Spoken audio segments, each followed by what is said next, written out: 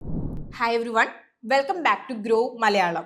അപ്പോൾ മാർക്കറ്റിന് ഏറ്റവും ഇൻട്രസ്റ്റിംഗ് ആയിട്ടുള്ള ഒരു ഫേസ് ഇൻഡെക്സ് മ്യൂട്ടഡായി നിൽക്കുമ്പോൾ ചില selected stocks long consolidation period കഴിഞ്ഞ് ബ്രേക്ക് ഔട്ട് കാണിക്കുന്ന ടൈമാണ്.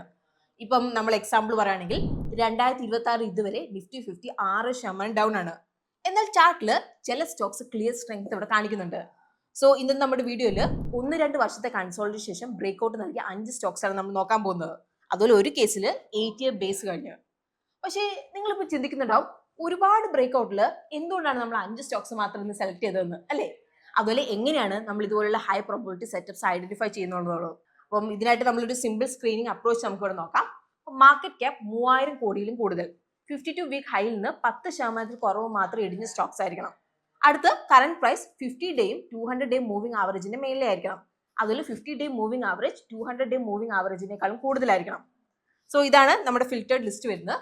അപ്പം ഇതിനുശേഷം മാനുവൽ ബ്രേക്ക്ഔട്ട് ട്രാക്കിംഗ് വളരെ ഇമ്പോർട്ടന്റ് ആയിട്ടുള്ള കാര്യം തന്നെയാണ് ഇവിടെ.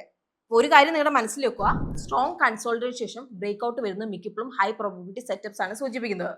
പക്ഷേ ജസ്റ്റ് ചാർട്ട് മാത്രമല്ല, ബിസിനസ് മോഡൽ, ഗ്രോത്ത് ഔട്ട്ലുക്ക്, അതുപോലെ മെയിൻ റിസ്ക് മനസ്സിലാക്കേണ്ടത് വളരെ ഇമ്പോർട്ടന്റ് ആയിട്ടുള്ള കാര്യമാണ്. സോ നമുക്ക് വീഡിയോയിലേക്ക് പോയാലോ. So let's begin today's video.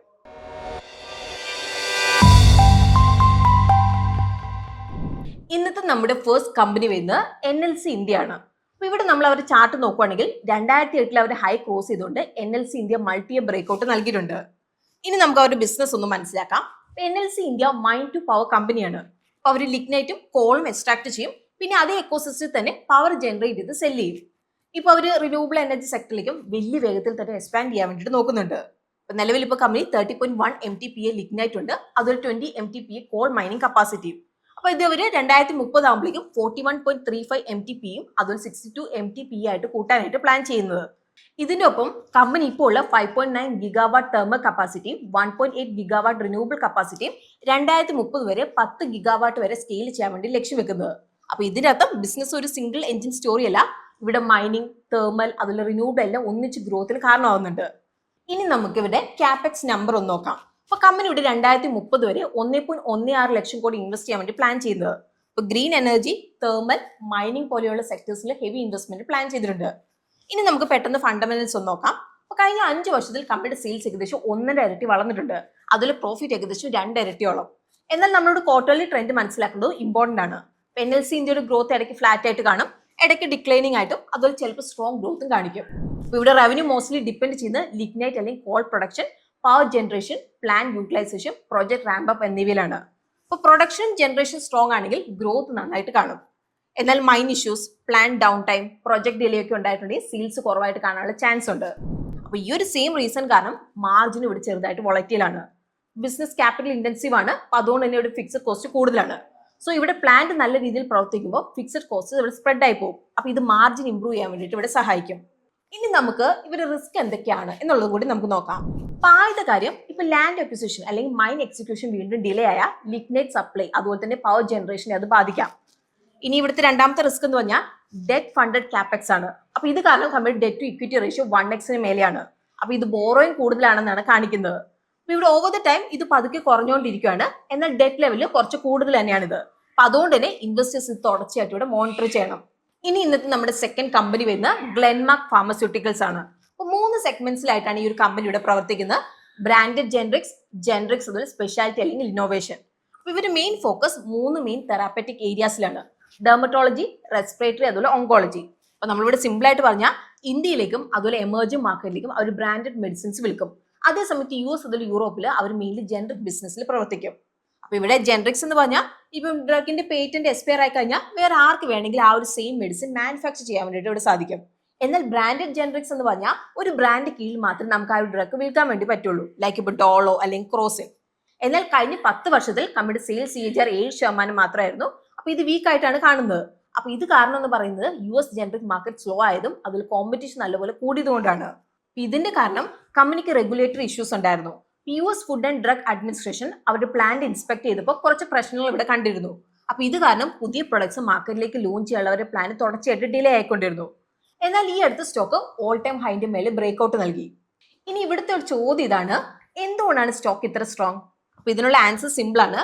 Stock market പാസിനെയല്ല ഫ്യൂച്ചറിനെയാണ് ഇവിടെ പ്രൈസ് ചെയ്യുന്നത്. ഇപ്പൊ ഗ്ലെൻമാർക്ക് ഇപ്പോൾ പതുക്കെ ജെനറിക്സ് നിന്ന് സ്പെഷ്യാലിറ്റി ബ്രാൻഡഡ് ബിസിനസ്സിലേക്ക് മാറുവാണ്. ഇവിടെ മാർജിൻ അതുള്ള ഗ്രോത്ത് രണ്ടും ഇവിടെ ബെറ്റർ ആണ്. 2030 ഫൈനാൻഷ്യൽ ആകുമ്പോഴേക്കും മാനേജ്മെന്റ് ടാർഗറ്റ് റവന്യൂന്റെ 70% കൂടുതൽ ബ്രാൻഡഡ് മാർക്കറ്റ്സ് നിന്ന് വരണം എന്നാണ്. അപ്പൊ ഇതിന്റെ അർത്ഥം മാനേജ്മെന്റ് പ്രതീക്ഷിക്കുന്ന അടുത്ത 5 വർഷത്തിൽ എമർജിംഗ് മാർക്കറ്റ് ബിസിനസ് 20% കൂടുതൽ CAGR വളരും എന്നാണ്. അപ്പൊ ഇതിൽ 7 മുതൽ 8 ഇന്നോവേറ്റീവ് പ്രൊഡക്ട്സിന്റെ ലോഞ്ച് ആയിരിക്കും മെയിൻ റോൾ പ്ലേ ചെയ്യാൻ പോകുന്നത്. 2027 ഫൈനാൻഷ്യലിൽ കമ്പനി 23% EBITDA മാർജിൻ ഗൈഡൻസ് നൽകിയിട്ടുണ്ട്. അപ്പൊ ഇതൊരു ഹിസ്റ്റോറിക്കൽ റേഞ്ച് 18 മുതൽ 19%-നേക്കാളും കൂടുതലാണ്. നമ്മൾ സിമ്പിൾ ആയിട്ട് പറഞ്ഞാൽ ഫ്യൂച്ചറിൽ കമ്പനിയുടെ പ്രോഫിറ്റ് എഫിഷ്യൻസി ഇംപ്രൂവ് ആവുന്നതാണ് പ്രതീക്ഷ. ഇനി നമുക്ക് അവരുടെ റിസ്ക് എന്തൊക്കെയാണെന്നുള്ളത് നോക്കാം. ഈ അടുത്ത വർഷങ്ങളിൽ Glenmark pharmaceuticals US food and drug അഡ്മിനിസ്ട്രേഷനിൽ നിന്ന് ഒരു വാർണിംഗ് ലെറ്റർ അവർക്ക് ലഭിച്ചിരുന്നു.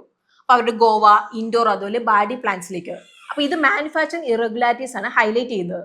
അപ്പൊ ഇവിടെ ഈ റിപ്പീറ്റഡ് ഇഷ്യൂസ് കാണിക്കുന്നത് മാനേജ്മെന്റ് ഓവർസൈറ്റിലും ക്വാളിറ്റി സിസ്റ്റത്തിലും ഗ്യാപ്പ് ഉണ്ടെന്നുള്ള കാര്യമാണ്. ഇനി നമ്മുടെ തേർഡ് കമ്പനി വരുന്നത് ഇന്ത്യയുടെ മൊത്തം എക്സ്പോർട്ട് ഇമ്പോർട്ട് ഫ്ലോ മാനേജ് ചെയ്യുന്ന ഒരു കമ്പനിയാണ്. അതായത് ഫാക്ടറിയിൽ നിന്ന് ഫൈനൽ ടച്ച് പോയിന്റ് വരെ ഒരു ഇന്റഗ്രേറ്റഡ് നെറ്റ്വർക്ക് വഴി. അപ്പൊ ഇതിൽ ships, ports, trains, warehouse, trucks എല്ലാം ഇൻക്ലൂഡ് ചെയ്യുന്നുണ്ട്. അപ്പൊ ഇതാണ് Adani ports and special economic zone. അപ്പൊ ഏകദേശം 2 വർഷത്തെ കൺസോൾട്ടേഷൻ ശേഷം Adani ports and special economic സോണിന്റെ stock all time high breakout നൽകിയിട്ടുണ്ട്. ഇനി നമുക്ക് ഇവരുടെ ബിസിനസ് നോക്കാം. അപ്പൊ അദാനി പോർട്സ് ഇന്ത്യയിലെ ഏറ്റവും വലിയ പ്രൈവറ്റ് പോർട്ട് ഓപ്പറേറ്റർ ആണ്, 28% മാർക്കറ്റ് ഷെയറോടെ. അപ്പൊ കമ്പനി ഇന്ത്യയിൽ 15 പോർട്സ് ഓപ്പറേറ്റ് ചെയ്യുന്നുണ്ട്. ഇതിന്റെ ഒപ്പം ശ്രീലങ്ക, ഇസ്രായേൽ, ടാൻസാനിയ, ഓസ്ട്രേലിയ എന്നിവിടങ്ങളിൽ 4 ഇന്റർനാഷണൽ പോർട്സ് മാനേജ് ചെയ്യുന്നുണ്ട്. അപ്പൊ കഴിഞ്ഞ 5 വർഷത്തിൽ കമ്പനിയുടെ സെയിൽസ് ഏകദേശം 2.4x വളർന്നു. അതിൽ പ്രോഫിറ്റ് ഏകദേശം 2x. അപ്പം പ്രോഫിറ്റ് ഗ്രോത്ത് സെയിൽസ് ഗ്രോത്തിനേക്കാളും ചെറുതായിട്ട് താഴെയാണ്. കാരണം ഈ ഒരു പീരീഡിൽ മാർജിൻ ചെറുതായിട്ട് വീക്ക് ആയിട്ട് ഇവിടെ നിന്നു. ഇനി നമുക്ക് ഇവിടെ റീസെന്റ് റിസൾട്ട്സ് ഒന്ന് നമുക്ക് നോക്കാം. 9 month ending financial 2026 sales year over year 24% വളർന്ന് ഏകദേശം 28,000 കോടിയായി. അപ്പൊ ഇത്രയും സ്ട്രോങ് ഗ്രോത്തിന്റെ കാരണം കമ്പനിയുടെ എല്ലാ 4 ബിസിനസ് പില്ലേഴ്സും, അതായത് ഡൊമസ്റ്റിക് പോർട്സ്, ഇന്റർനാഷണൽ, മറൈൻ, അതുപോലെ logistics high double digit growth ഉണ്ടായിരുന്നുകൊണ്ടാണ്. അതേസമയത്ത് എബിറ്റ ഇയർ ഓവർ ഇയർ 20% വളർന്ന് 16,832 കോടിയായി. അതുപോലെ എബിറ്റ മാർജിൻ ഏകദേശം 60% റേഞ്ചിൽ ഇവിടെ നിന്നിട്ടുണ്ട്. ഇനി നമുക്ക് ഇവരുടെ ഗ്രോത്ത് ഔട്ട്ലുക്ക് എന്താണെന്നുള്ളത് നോക്കാം. 2030 ആകുമ്പോഴേക്കും company 1 billion tonne cargo manage ചെയ്യാൻ ലക്ഷ്യമിടുന്നത്. ഇപ്പൊ നിലവിൽ ഇതിന്റെ കപ്പാസിറ്റി 653 MMT ആണ്. 2029 ഫൈനാൻഷ്യൽ ആകുമ്പോഴേക്കും റവന്യൂ ഡബിൾ ചെയ്യാനായിട്ട് മാനേജ്മെന്റ് ഗൈഡൻസ് നൽകിയിട്ടുള്ളത്, അതായത് 65,500 കോടിയിലേക്ക്. അപ്പൊ ഈ ഒരു ഗൈഡൻസ് പ്രകാരം 2025 മുതൽ 2029 ഫൈനാൻഷ്യൽ വരെ റവന്യൂ CAGR ഏകദേശം 21%. അപ്പൊ ഇൻവെസ്റ്റേഴ്സ് ഇതുവരെ ക്ലോസ് ആയിട്ട് ഇവിടെ മോണിറ്റർ ചെയ്യണം. ഇനി നമുക്ക് ഇവരുടെ റിസ്ക് എന്തൊക്കെയാണെന്നുള്ളത് നോക്കാം. അപ്പൊ Adani ports and special economic സോണിനായിട്ട് ബിസിനസ് ഡയറക്ട്ലി ഗ്ലോബൽ ട്രേഡിനെ ഡിപെൻഡ് ചെയ്യുന്നുണ്ട്. ഇപ്പൊ റെഡ് സീ പോലെയുള്ള ഡിസ്റപ്ഷൻ അല്ലെങ്കിൽ മിഡിൽ ഈസ്റ്റിലെ കോൺഫ്ലിക്ട്സ്, അതായത് ഇപ്പൊ സ്ട്രേറ്റ് ഓഫ് ഹോർമോസ് ഇഷ്യൂസ് പോലത്തെ ഒക്കെ ഉണ്ടാകുമ്പോൾ ഷിപ്പിംഗ് റൂട്ട്സിനെ അത് ബാധിക്കും. അപ്പൊ ഇത് ലിക്വിഡ് അല്ലെങ്കിൽ കണ്ടെയ്നർ കാർഗോ വോളിയത്തിന് ബാധിക്കാൻ വേണ്ടിയിട്ട് ഇവിടെ ചാൻസ് ഉണ്ട്. ഇനിയിപ്പം അടുത്തൊരു main risk capital intensive nature ആണ്. അതായത് വലിയ ക്യാപെക്സ് വേണം. അപ്പൊ ഇത് ക്യാഷ് ഫ്ലോയിൽ പ്രഷർ ഉണ്ടാക്കാം. അതുപോലെ ഡെറ്റ് ലെവൽ ഇവിടെ കൂട്ടാം. ഇനി ഇന്നത്തെ നമ്മുടെ ഫോർത്ത് കമ്പനി വരുന്നത് ടോറന്റ് പവർ ആണ്.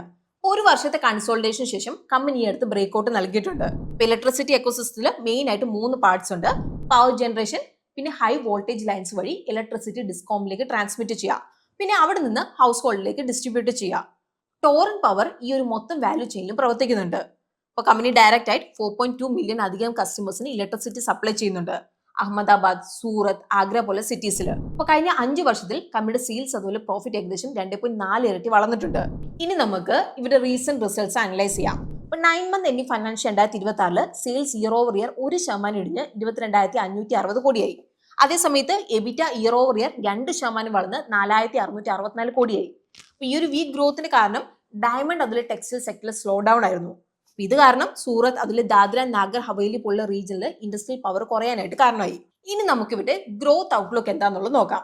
അപ്പൊ കമ്പനി മധ്യപ്രദേശിൽ 1.6 gigawatt ultra super critical call plant develop ചെയ്യുന്നുണ്ട്. 22,000 കോടി കാപെക്സ് അതിൽ 25 വർഷത്തെ ടെന്യൂറും. അപ്പൊ കമ്പനി മഹാരാഷ്ട്രയിലും ഉത്തർപ്രദേശിലും 8.4 gigawatt pumped hydro pipe line develop ചെയ്യുന്നുണ്ട്. അപ്പൊ ഇതിൽ 3 ഗിഗാവാട്ട് ഓൾറെഡി കൺസ്ട്രക്ഷനിലാണ്. ഇതിൽ 2 ഗിഗാവാട്ട് മഹാരാഷ്ട്രയിലുള്ള MSEDCL ആയിട്ട് ടൈപ്പ് ഉണ്ട്.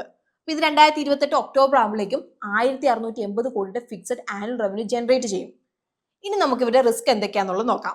ഇപ്പൊ ടോറന്റ് പവറിന് ഗ്യാസ് ബേസ്ഡ് പ്ലാന്റ് അതിൽ മെർച്ചന്റ് പവർ പ്രോഫിറ്റും ഗ്ലോബൽ സപ്ലൈ ചെയിൻ ആശ്രയിച്ചാണ്. ഇപ്പൊ മിഡിൽ ഈസ്റ്റിലെ കോൺഫ്ലിക്ട് ഉണ്ടാകുമ്പോൾ ഗ്യാസ് അവൈലബിലിറ്റിയിൽ പ്രശ്നം ഉണ്ടാവും. അപ്പൊ അങ്ങനെയാകുമ്പോൾ അത് കമ്പനിയുടെ പ്രോഫിറ്റബിലിറ്റിയെ ബാധിക്കാൻ വേണ്ടിയിട്ട് ഇവിടെ ചാൻസ് ഉണ്ട്. ഇനി ഇന്നത്തെ നമ്മുടെ 5th കമ്പനി വരുന്നത് ഡേറ്റ പാറ്റേൺസ് ആണ്. ഇപ്പൊ ഡേറ്റ പാറ്റേൺസിന്റെ സ്റ്റോക്ക് ഏകദേശം 2 വർഷത്തെ സ്ട്രോങ് കൺസോൾട്ടേഷൻ ശേഷം ഇവിടെ ബ്രേക്ക്ഔട്ട് നൽകിയിട്ടുണ്ട്.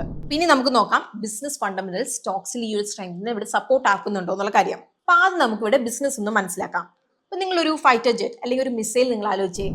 ഔട്ടർ ബോഡി ഒരു കമ്പനി ആയിരിക്കും ഇവിടെ പണിയുന്നത്. പക്ഷേ അവരുടെ ബ്രെയിൻ, അതായത് ഇലക്ട്രോണിക്സ് ലൈക്ക് റഡാർസ്, റേഡിയോസ്, അതിൽ ഇലക്ട്രോണിക് വാർഫെയർ സിസ്റ്റംസ് ഇവിടെ ഇമ്പോർട്ടന്റ് ആണ്. ഇവിടെയാണ് ഡേറ്റ പാറ്റേൺസ് വരുന്നത്. അപ്പോൾ കമ്പനി ഡിഫൻസ് അതിൽ എയറോസ്പേസ് ഇലക്ട്രോണിക്സ് മാനുഫാക്ചർ ചെയ്യുന്നുണ്ട്. അപ്പോൾ ഇവിടെ ഡിസൈൻ മുതൽ മാനുഫാക്ചറിങ്, അതുപോലെ ടെസ്റ്റിംഗ് എല്ലാം ഇൻ ഹൗസ് ആയിട്ടാണ് ഇവിടെ ചെയ്യുന്നത്. ഗവൺമെന്റ് ഏജൻസീസ് അല്ലെങ്കിൽ defence PSUs like defence research and development organisation specific requirements ഇവിടെ നൽകുന്നുണ്ട്. അപ്പൊ ഇത് ബേസ് ചെയ്തിട്ട് company radars, electronic warfare systems, അതിൽ എയർക്രാഫ്റ്റ് ഇലക്ട്രോണിക്സ് ഡിസൈൻ അതിൽ മാനുഫാക്ചർ ചെയ്യും. അപ്പൊ നിങ്ങൾ ഈ ഒരു ചാർട്ടിൽ നോക്കിയിട്ടുണ്ടെങ്കിൽ കമ്പനിയുടെ കസ്റ്റമർ വൈസ് റവന്യൂ ബ്രേക്കപ്പ് നിങ്ങൾക്ക് ഇവിടെ കാണാൻ വേണ്ടിയിട്ട് സാധിക്കും. അപ്പൊ കഴിഞ്ഞ 5 വർഷത്തിൽ കമ്പനിയുടെ സെയിൽസ് ഏകദേശം ഇവിടെ 3 ഇരട്ടി വളർന്നിട്ടുണ്ട്. അതിൽ പ്രോഫിറ്റ് ഏകദേശം 4 ഇരട്ടി ഇവിടെ വളർന്നിട്ടുണ്ട്. ഇനി നമുക്ക് ഇവിടെ റീസെന്റ് റിസൾട്ട്സ് നമുക്ക് നോക്കാം. 9 month ending financial 2024 sales year over year 86% വളർന്ന് 580 കോടിയായി. അതേസമയത്ത് എബിറ്റ ഇയർ ഓവർ ഇയർ 42% വളർന്ന് 178 കോടിയായി. എന്നാൽ എബിറ്റ മാർജിൻ കഴിഞ്ഞ വർഷം 40% 30.7% ഇടിഞ്ഞു. അപ്പൊ മാർജിൻ ഡ്രോപ്പിന്റെ പ്രൈമറി റീസൺ 180 കോടിയുടെ law margin contract Q2 FY26 deliver ചെയ്താണ്. അപ്പൊ മാനേജ്മെന്റ് ഈ ഓർഡർ കോമ്പറ്റേറ്റീവ് പ്രൈസിൽ അക്സെപ്റ്റ് ചെയ്ത് ലോങ് ടേം ബിസിനസ് ഓപ്പർച്യൂണിറ്റീസും ഫ്യൂച്ചർ സ്കെയിലും മൈൻഡിൽ വെച്ചിട്ടാണ്. ഇനി നമുക്ക് ഡേറ്റ പാറ്റേൺസിന്റെ ഗ്രോത്ത് ഔട്ട്ലുക്ക് എന്താണെന്നുള്ളത് നോക്കാം. Q3 FY26 പ്രകാരം കമ്പനിക്ക് 1868 കോടിയുടെ ഓർഡർ ബുക്ക് ഉണ്ട്. അപ്പൊ ഇത് പ്രൊഡക്ഷൻ അതുപോലെ ഡെവലപ്മെന്റ് കോൺട്രാക്ട്സ് രണ്ടിലും ഡൈവേഴ്സിഫൈഡ് ആണ്. അപ്പൊ ഈ ഒരു ഓർഡർ ബുക്ക് 2025 ഫൈനാൻഷ്യൽ ഇയറിന്റെ 262%. മാനേജ്മെന്റ് ക്ലിയർ ആയിട്ട് പറഞ്ഞിട്ടുണ്ട് അടുത്ത 2-3 വർഷത്തിൽ അവർ 20 മുതൽ 25% റവന്യൂ ഗ്രോത്ത് ആണ് ടാർഗറ്റ് ചെയ്യുന്നത്. ഇനി നമുക്ക് കമ്പനിയുടെ സ്പെസിഫിക് റിസ്ക് എന്താണെന്നുള്ളത് മനസ്സിലാക്കാം. ഏതൊരു ബിസിനസ്സിനും നെറ്റ് പ്രോഫിറ്റ് ക്യാഷിലേക്ക് കൺവേർട്ട് ചെയ്യുക എന്ന് പറഞ്ഞാൽ വളരെ പ്രധാനപ്പെട്ട കാര്യമാണ്. കാരണം ലോങ് ടേം സസ്റ്റൈനബിലിറ്റിക്ക് ക്യാഷ് ഫ്ലോനെ ആശ്രയിച്ചാണ് ഇവിടെ ഇരിക്കുന്നത്. ഇപ്പോൾ ഡേറ്റ പാറ്റേൺസിന്റെ കേസിൽ നമ്മൾ നോക്കുകയാണെങ്കിൽ കഴിഞ്ഞ 5 വർഷത്തിൽ ഹ്യൂമുലേറ്റീവ് ക്യാഷ് ഫ്ലോ ഫ്രം ഓപ്പറേഷൻസ് 137 കോടിയായിരുന്നു. അതേസമയത്ത് ഈ ഒരു പീരീഡിൽ നമ്മൾ നോക്കുകയാണെങ്കിൽ നെറ്റ് പ്രോഫിറ്റ് 678 കോടിയിൽ എത്തി നിന്നു. അപ്പൊ ഇത് ബേസ് ചെയ്തിട്ട് CFO to net profit ratio വരുന്ന ഏകദേശം 20%. അപ്പൊ ഇതിവിടെ സൂചിപ്പിക്കുന്നത് റിപ്പോർട്ടഡ് പ്രോഫിറ്റ്സ് വെച്ച് നോക്കുമ്പോൾ ക്യാഷ് റിയലൈസേഷൻ റിലേറ്റീവ്ലി വീക്ക് ആണെന്നാണ്. ഇനി നമുക്ക് വീക്ക് ക്യാഷ് റിയലൈസേഷന്റെ മെയിൻ റീസൺ എന്താണെന്നുള്ളത് നമുക്ക് നോക്കാം. ഇപ്പൊ ഡേറ്റ പാറ്റേൺസിന് മെയിൻ കസ്റ്റമർ ബേസ് വരുന്നത് ഗവൺമെന്റ് എന്റിറ്റീസ് ആണ്. അപ്പൊ ഇവിടെ പേയ്മെന്റ് സൈക്കിൾ സ്ട്രക്ചറലി ലോങ് ആണ്. അപ്പൊ ഇത് കാരണം റിസീവബിൾസ് തുടർച്ചയായിട്ട് കൂടുതലാണ്. അപ്പൊ ഈ ഒരു ടേബിളിൽ കാണിക്കുന്നത് റിസീവബിൾസും ഇൻവെന്ററിയും കമ്പനി ടോട്ടൽ റവന്യൂവിനെ കമ്പയർ ചെയ്യുമ്പോൾ നല്ലൊരു പോർഷൻ ഇവിടെ റെപ്രസെന്റ് ചെയ്യുന്നുണ്ടെന്നാണ്. അപ്പൊ ഇവിടെ റിസീവബിൾസ് അതുപോലെ ഇൻവെന്ററി ലെവൽ കൂടി നിൽക്കുമ്പോൾ അത് ക്യാഷ് കൺവേർഷൻ സൈക്കിളിൽ പ്രഷർ ഉണ്ടാക്കും. ഇവിടെ 2025 ഫൈനാൻഷ്യൽ ഇയറിൽ ക്യാഷ് കൺവേർഷൻ സൈക്കിൾ 618 ദിവസമായിരുന്നു. അപ്പൊ ഇത് നല്ലൊരു പോർഷൻ ക്യാപിറ്റൽ ലോക്ക് ആയതാണ് ഇവിടെ കാണിക്കുന്നത്. സോ ഇവിടുത്തെ ഓവറോൾ ഐഡിയ സിമ്പിൾ ആണ്. ബ്രേക്ക് ഔട്ടിന് ശേഷമുള്ള ലോങ് കൺസോൾട്ടേഷൻ കൂടുതൽ ഇൻട്രസ്റ്റിംഗ് ആവുന്നത് അവർക്കൊരു സ്ട്രോങ് ബിസിനസ് മോഡലിന്റെ ബാക്കപ്പ് ഉള്ളപ്പോഴാണ്. ഈ 5 ബ്രേക്ക് ഔട്ട് സ്റ്റോക്സിൽ ഏതാണ് നിങ്ങൾക്ക് കൂടുതൽ സ്ട്രോങ് ആയിട്ട് തോന്നിയത്? അതുപോലെ നിങ്ങൾ ആദ്യം ബിസിനസ് ആണോ അനലൈസ് ചെയ്യുന്നത്, അത് ചാർട്ടാണോ? താഴെ നിങ്ങൾക്ക് കമന്റ്സിൽ നമ്മളോട് ഷെയർ ചെയ്യാവുന്നതാണ്. അപ്പൊ ഇന്നത്തെ വീഡിയോ നമ്മൾ എഡ്യൂക്കേഷണൽ പർപ്പസിനായിട്ടാണ് കവർ ചെയ്തിരിക്കുന്നത്. ഇതൊരു ഇൻവെസ്റ്റ്മെന്റ് അഡ്വൈസ് അല്ല എന്നുള്ളത് നമ്മൾ എടുത്തു പറയാണ്. അപ്പൊ നിങ്ങൾ ഏതെങ്കിലും ഒരു കമ്പനിയിലേക്ക് ഇൻവെസ്റ്റ് ചെയ്യുന്നതിന് മുമ്പ് ഡീറ്റെയിൽ ആയിട്ട് റിസർച്ച് ചെയ്തതിനു ശേഷം മാത്രം ഇൻവെസ്റ്റ് ചെയ്യാൻ വേണ്ടിയിട്ട് നിങ്ങൾ ശ്രദ്ധിക്കണം. സോ നമുക്ക് പുതിയൊരു വീഡിയോ ആയിട്ട് ഗ്രോ മലയാളം ചാനലിലൂടെ വീണ്ടും കാണാം. അതുവരെ take care, happy investing and bye from Rincy.